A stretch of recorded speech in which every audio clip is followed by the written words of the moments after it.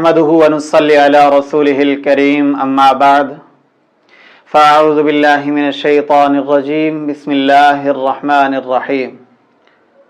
دوستو، آج کچھ ایسی علامات بتا رہا ہوں، وہ علامت اگر آپ کے اندر پائی جائیں، کچھ ایسی علامات ہیں تو آپ سمجھ لیں پھر آپ کے ساتھ یہ کام ہو چکا ہے۔ اگر آپ باتوں کو بھولنے لگ گئے ہیں آہستہ آہستہ، پہلے کبھی کبھی بھولتے تھے، اب تیزی سے آپ بھولنے لگ گئے ہیں، اور اگر آپ نماز کے اندر ہیں تو نماز کے اندر بھی آپ کو وسوسے آتے ہیں، غلط خیالات آتے ہیں، شیطان آپ کو الجھا رہا ہے، اور اگر آپ کی باڈی آہستہ آہستہ ویک ہو رہی ہے، کمزور ہو رہی ہے، آپ کا سانس پھولنا شروع ہو چکا ہے، کسی بھی پڑھائی کے اندر آپ کا دل نہیں لگ رہا، آپ کا جسم اندر سے کمزور ہوتا جا رہا ہے، کسی بھی کام کے اندر آپ کا دل نہیں لگ رہا، آپ چڑچڑے ہو گئے ہیں، زندگی آپ کی ایک اجیرن سی بنتی جا رہی ہے۔ اگر آپ گھر میں بیٹھے ہوئے ہیں تو گھر کے اندر آپ کو کسی سے بات کرنا اچھا نہیں لگ رہا، اگر آپ کا کوئی کاروبار ہے تو آپ کاروبار کی طرف بالکل آپ کی توجہ نہیں ہے، دھیان نہیں، آپ کوشش بھی کرنا چاہ رہے ہیں مگر آپ وہ کر نہیں پا رہے، تو دوستو یہ علامات ہیں جادو کی، تو آپ سمجھ لیجئے تو آپ کے اوپر جادو ہو چکا ہے،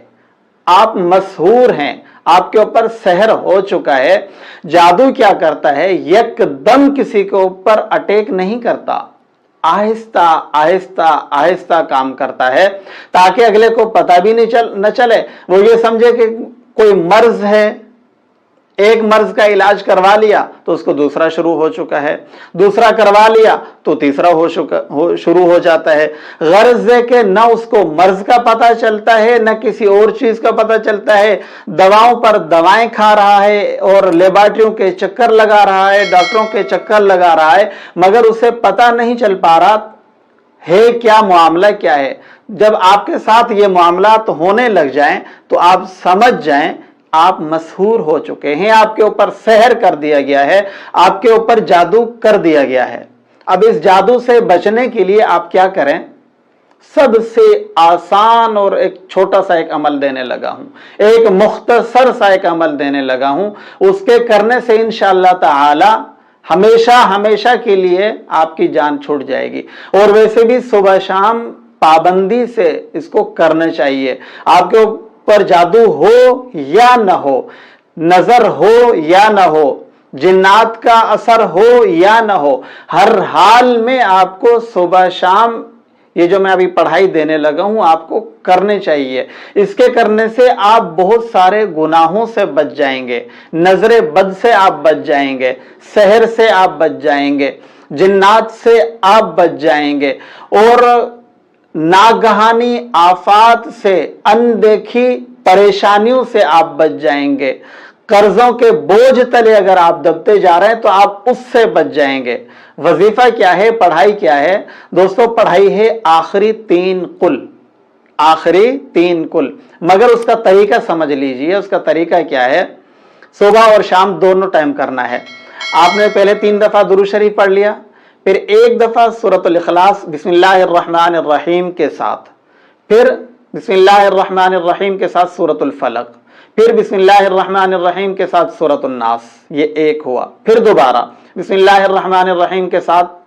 سورۃ الاخلاص، پھر بسم اللہ کے ساتھ سورۃ الفلق، پھر بسم اللہ الرحمن الرحیم کے ساتھ سورۃ الناس، پھر تیسری مرتبہ اسی طریقے سے بسم اللہ کے ساتھ سورہ اخلاص، بسم اللہ کے ساتھ سورۃ الفلق، بسم اللہ کے ساتھ سورۃ الناس، پھر 3 دفعہ درود شریف۔ اس کو پڑھ کے پانی کے اوپر دم کر کے آپ پئیں، ہاتھوں کے اوپر دم کر کے پورے جسم کے اوپر پھیر لیں۔ اگر آپ دیکھیں کہ آپ کے اوپر بہت شدید اٹیک ہے تو پھر پانی کے اوپر دم کریں، دم کر کے اس پانی سے آپ شاور بھی لیں، نہائیں، اس سے غسل کریں،